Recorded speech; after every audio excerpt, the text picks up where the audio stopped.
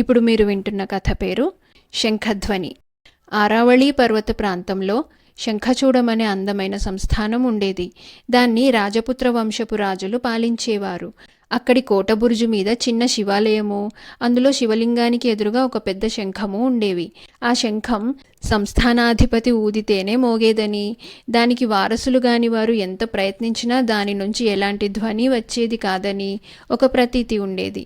ఉత్తర దేశంలో హిందువులకు ముసల్మాన్లకి యుద్ధాలు జరుగుతున్న కాలంలో శంఖచూడ సంస్థానాధిపతి అయిన రణసింహుడు రాజపుత్ర వీరులతో చేరి తాను కూడా యుద్ధం చేయ నిశ్చయించాడు.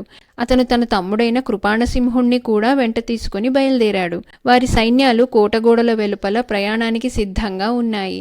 అన్నదమ్ముల అశ్వాలు కోటద్వారం వద్ద ఆయత్తంగా ఉన్నాయి. ఆ సమయంలో రణసింహుడు తన తమ్ముణ్ణి వెంట పెట్టుకుని మెట్లెక్కి కోటబురుజు మీదికి వెళ్ళాడు. శివాలయంలో శివలింగం ముందు మోకరించి నమస్కారం చేశాడు.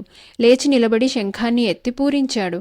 శంఖం నుంచి అద్భుతమైన ధ్వని బయలుదేరి గాలిలో 4 వైపులకు ప్రసరించి సంస్థానంలో ఉన్న ప్రతి ప్రాణికి వినిపించి పులకరింతలు రేపింది. రణసింహుడు శంఖమూదటం చాలించి దాన్ని యథాస్థానంలో ఉంచుతూ తన తమ్ముడైన కృపాణసింహుడితో, తమ్ముడు, నేను యుద్ధంలో చనిపోవటం జరిగినట్టయితే నువ్వు ఇక్కడికి తిరిగి వచ్చి ఈ శంఖాన్ని పూరించి ఊది ఈ రాజ్యాన్ని యథేచ్ఛగా ఏలుకో అన్నాడు. కృపాణసింహుడు చుట్టూ కలియ చూశాడు. ఆ కోటబుర్జుపై నుంచి చూస్తే అనేక ఆమడల దూరం స్పష్టంగా కనిపిస్తుంది. కనుచూపు మేర వరకు చక్కని కొండలు, లోయలు, అందమైన అడవులు, చిన్న చిన్న సరస్సులు, అంత అందమైన ప్రదేశం భూమిపైన ఎక్కడా ఉండదనిపించింది కృపాణసింహుడికి. అన్నదమ్ములిద్దరూ బుర్జు దిగి వచ్చి గుర్రాలనెక్కి తమ బలాలతో ఉదయపుర మార్గం పట్టి బయలుదేరారు. కృపాణసింహుడు ముసల్మానులతో జరగబోయే యుద్ధం గురించి ఆలోచించడం లేదు.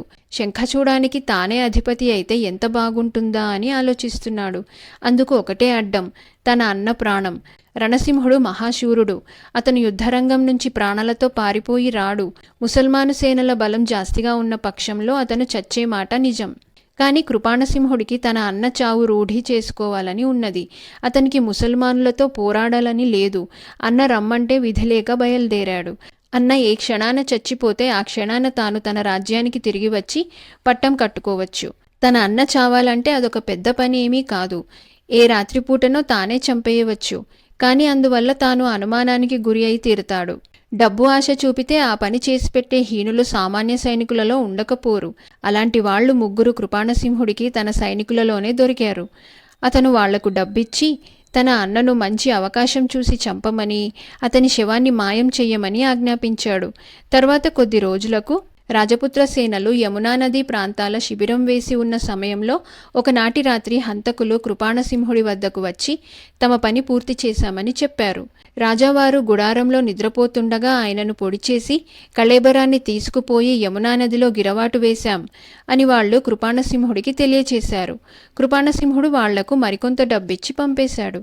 మర్నాడు రణసింహుణ్ణి గురించి శిబిరంలో ఆందోళన బయలుదేరింది. ఆయన తన డేరాలో లేడు. ఆయన పడుకున్న పక్క అంతా నెత్తురుమయం.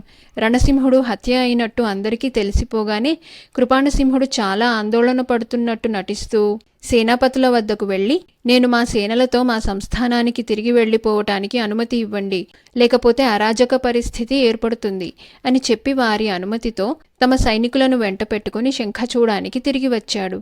రణసింహుడు పోయాడన్న వార్త విని దేశవాసులు చాలా విచారించారు. మా అన్న ఆదేశానుసారం నేనే రాజ్యాభిషేకం చేసుకుంటాను అని తన పరివారానికి చెప్పి కృపాణసింహుడు తన అన్నకు శాస్త్రోక్తంగా ఉత్తరక్రియలు జరిపాడు. ఆ కర్మకాండ పూర్తి కాగానే అతని రాజ్యాభిషేకానికి ప్రయత్నాలు ఆరంభమయ్యాయి. తిరిగి వచ్చినది మొదలు ప్రతిరోజు శివునికి దండం పెట్టుకునే మిష మీద కృపాణసింహుడు ఒంటరిగా బురుజు మీదికి ఎక్కి శంఖాన్ని పూరించటానికి ప్రయత్నం చేస్తూనే ఉన్నాడు. కానీ అందులో నుంచి గాలి తప్ప ఎలాంటి నాదమూ రాలేదు. అందుచేత అతను ఆ శంఖం గురించి ఎవరితోనూ ఏమీ అనలేదు. రాజ్యాభిషేకం చేసుకోబోయే ముందు అతను శంఖం పూరించవలసి ఉంటుందని రాజపురోహితుడు సూచనగా అన్నాడు. కానీ అది చాలా పాత ఆచారమని కృపాణసింహుడు తేల్చిపారేశాడు. అతను నిజంగా రాజ్యానికి వారసుడే గనక శంఖం పూరించటం గురించి ఎవరూ పెద్దగా పట్టించుకోలేదు. పట్టాభిషేక మహోత్సవ దినం వచ్చింది. అభిషేకం మహావైభవంగా జరిగింది. బ్రహ్మాండమైన ఊరేగింపు, వింతలు, వినోదాలు, ఆటలు, పాటలు, సంతర్పణలు చక్కగా జరిగాయి. ఆ రాత్రి సంస్థాన ప్రముఖులు ఆహ్వానితులు విందు భోజనాలకు కూర్చున్నారు. కృపాణసింహుడి ఆనందానికి మేరలేదు. అంతలో శంఖధ్వని వినవచ్చింది. ఒక్కసారిగా విందు సద్దడి అంతా మాటుమణిగింది. అందరూ వింతగా శంఖధ్వని ఆలకించారు.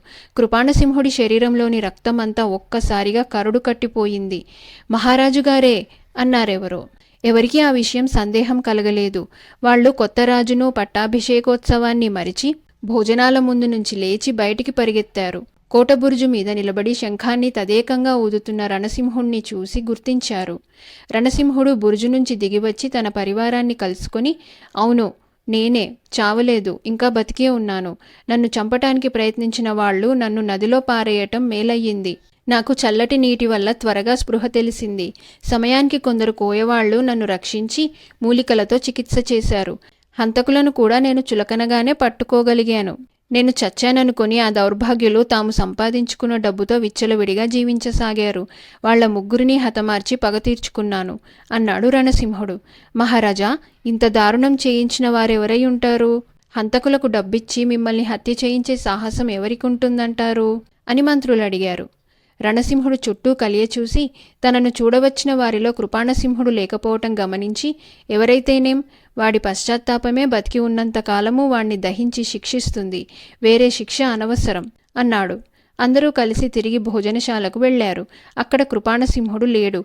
తన అన్న తిరిగి వచ్చాడని తెలియగానే తాను మరొక తోవను కోటదారిన ఎటో వెళ్ళిపోయాడు. మర్నాడు రణసింహుడి గౌరవార్థం మరొక ఉత్సవం జరిగింది. కృపాణసింహుడు భ్రాతృద్రోహి అని ఆబాలగోపాలానికి తెలిసిపోయింది. అతని పేరు స్మరించిన వాళ్ళు లేరు.